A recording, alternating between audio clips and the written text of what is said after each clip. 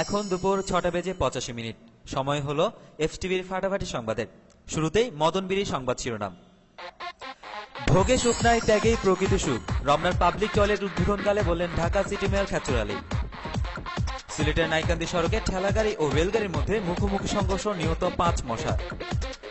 মাইনকারচিপা থেকে র্যাবের হাতে আটক হয়েছে কুখ্যাত বদনাচর মদনা, দেহ তল্লাশিতে হাতুড়া ও শ্রেণী উদ্ধার।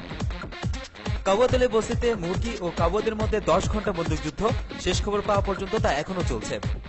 ফাজিলপুরে সেনাবাহিনীর একটানা 42 ঘন্টা অভিযান, উদ্ধার 3 হালি অবৈধ ডিম এবং চুল টানাটানি প্রতিযোগিতায় অংশগ্রহণের জন্য কাল নাইজে যাচ্ছে বাংলাদেশ। আসসালামু আলাইকুম।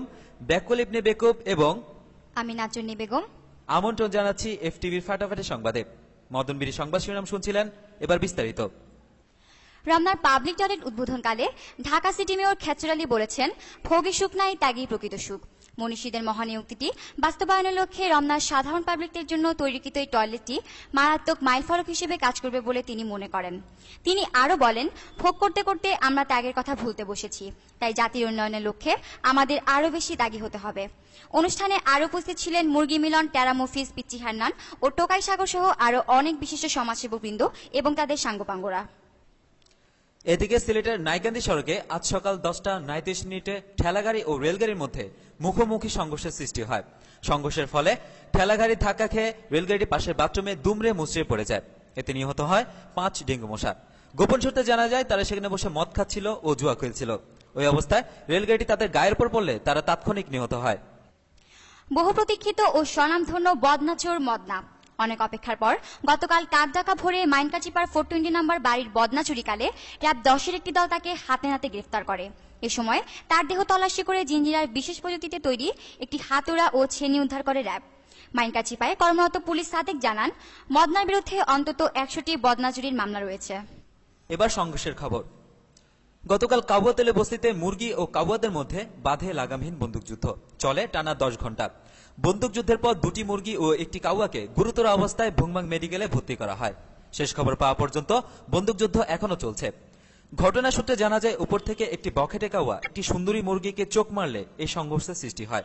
আর এই ঘটনা ক্ষতি দেখার জন্য 0 সদস্যের একটি কমিটি গঠন করা হয়েছে। কাউয়াতলী বস্তিতে বর্তমানে অবস্থান করছেন আমাদের সিনিয়র রিপোর্টার গেন্দারবাব চিকুমিয়া। বন্দুকযুদ্ধের সর্বশেষ অবস্থা জানতে আমরা এখন সরাসরি টেলিফোনের মাধ্যমে চলে যাচ্ছি তার কাছে। গেন্দারবাব, আপনি কি আমাকে শুনতে পাচ্ছেন? দুঃখিত, তিনি সম্ভবত এখন প্রকৃতির ডাকে সাড়া দিচ্ছেন, যার কারণে আমরা তার সাথে এই মুহূর্তে যোগাযোগ করতে পারছি না। বন্দুকযুদ্ধের সর্বশেষ অবস্থা জানতে পরবর্তীতে আমরা তার সাথে যোগাযোগ করার চেষ্টা করব। কাজে চলে যাচ্ছি পরবর্তী সংবাদে। এবার জুপিটার ব্যাংক ভিন্ন খবর। ফাজিলপুরে সেনাবাহিনীর একটি বিশেষ দল টানা 42 ঘন্টা অভিযান চালিয়ে 2টি মুরগি এবং তাদের তৈরি অবৈধ 3 হালি ডিম উদ্ধার করে। মুরগিগুলো তাদের ডিমের বৈধ কোনো লাইসেন্স দেখাতে পারেনি, আর তাই তাদের বিরুদ্ধে ভুয়াপুর থানায় অবৈধ জিনিস রাখার অপরাধে একটি মামলা দায়ের করা হয়েছে। এবার হ্যাংলালিং খেলার খবর।